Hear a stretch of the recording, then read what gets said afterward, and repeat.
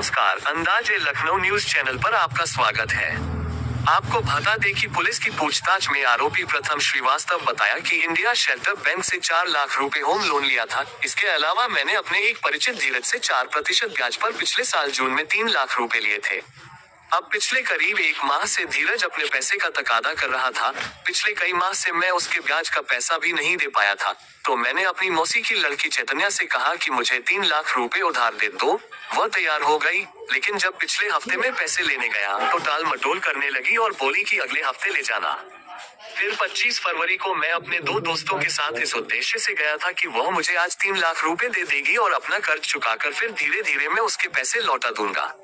हम तीनों घर गए तो हमारी मौसी की लड़की चैतन्या तथा भाभी घर पर थी।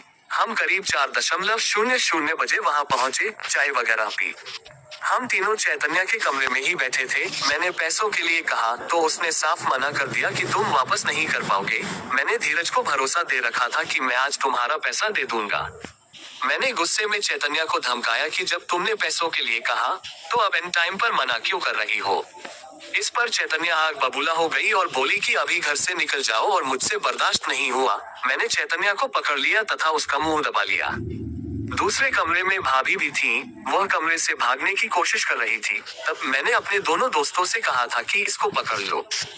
मेरा एक दोस्त जो साथ में था, जो आर्थोपेडिक एवं प्लास्टर टेक्नीशियन का डिप्लोमा कर रहा है तथा जिला अस्पताल में भी जाता है। उस समय वह अस्पताल से ही आया था तथा सर्जिकल ब्लेड और ग्लव्स भी उसके पास थे।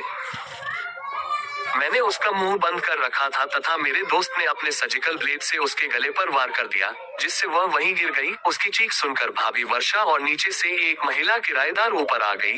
तब हमें अपने किए पर पछतावा हुआ और हमने वर्षा भाभी से माफी मांगी कि हम इसे अस्पताल ले जा रहे हैं, इसकी जान बचा लेंगे। तुम इस बात को अब घर वालों को मत बताना। मेरी दूसरी मौसी की लड़की सलोनी भी आ गई तथा फिर हम सब चैतन्या को अस्पताल ले गए, जहां से उसे बरेली रेफर कर दिया।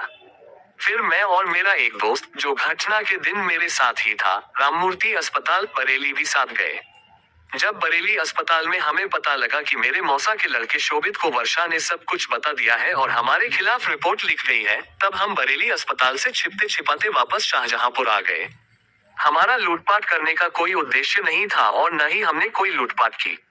अगर लूटपाट का इरादा होता तो हम अपनी मौसी की लड़की से उधार पैसे न मांगते।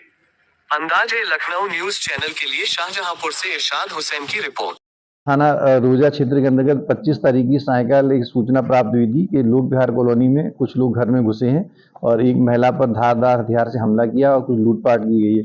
उसकी सूचना पर क्षेत्राधिकारी सदर और मैं तथा रोजा पुलिस मौके पर पहुंचे तो यह तथ्य प्रकाश में आए कि वहां पर रहने वाले शोभित श्रीवास्तव हैं, उनकी पत्नी और उनकी बहन पर कुछ लोगों द्वारा हमला किया गया। जानकारी हुई कि उनकी सगी मौसी का लड़का एक प्रथम श्रीवास्तव है, जिसकी भी जून में शादी हुई थी और उस पर लगभग 8 लाख रुपये कर्ज हो गया था। वो अपनी मौसी की लड़की से पैसे उधार लेने के लिए उसकी बात हुई थी। उसने कहा था कि 3 लाख रुपया मैं तुम्हें दे दूंगी। उसी बात को लेकर वो तय समय पर पैसे लेने अपने दोस्तों के साथ आया, जो कि दोनों माइनर हैं, बाल उपचारी हैं। और परंतु उस समय जब उसने पैसे मांगे उसी बात के लिए मना कर दिया गया और कहा सुनी हुई। उसी के लेके आपस में झगड़ा हुआ। उसके पास एक सर्जिकल ब्लेड था, जो एक उसमें से नाबालिग है, वो एक ऑर्थोपेडिक उसमें डिप्लोमा कर रहा है, उसके पास सर्जिकल ब्लेड मौजूद था। एक व्यक्ति ने उस महिला का मुंह दबा लिया और एक ने उसे सर्जिकल ब्लेड से डराने के लिए प्रयास किया। उसी दौरान छीना झपटी हुई, जिसके गले में उसे घाव लग गया। सूचना पर उन लोगों के द्वारा ही अस्पताल भर्ती कराया गया। फिर पुलिस मौके पर पहुंची, उसे रेफर टू हायर सेंटर करते हुए बरेली रेफर किया गया है। महिला की हालत खतरे से बाहर है और तीनों नामित अभियुक्तों को गिरफ्तार कर लिया गया, जो कि उनकी सगी मौसी की लड़का और 2 उसके अन्य नाबालिग साथी हैं, गिरफ्तार कर लिया गया। अग्रिम विधिक कार्रवाई की जा रही है।